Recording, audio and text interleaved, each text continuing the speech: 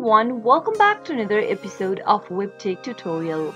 In today's video, I'm going to show you how to delete an article on ZenDesk.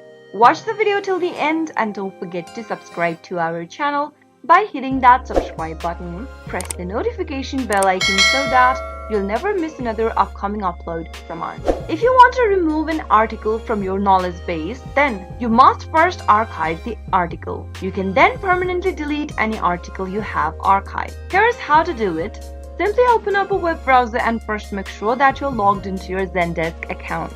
Simply go ahead and type in the URL for ZenDesk, which is ZenDesk.com, and make sure that you're logged into your account as well. From the main home page of ZenDesk, click on this ZenDesk product icon at the top right and click the guide or the help center option in the expanded menu. Now, once you end up in this page, click this little drop down at the top left and click on section.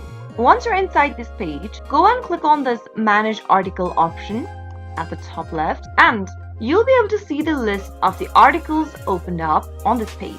Select any one article that you would like to delete and click on the box in front of it. Now, click the Article Setting drop down at the bottom and click on Archive. Click on the Archive button in the pop-up one more time, and once you do that, go to the Archived tab on the left-hand side and click open the archived article. At the bottom left, you'll be able to see an option that says Delete Article. Give it a click and select Delete Article one more time in the pop-up, and that way you'll be able to delete an article on ZenDesk.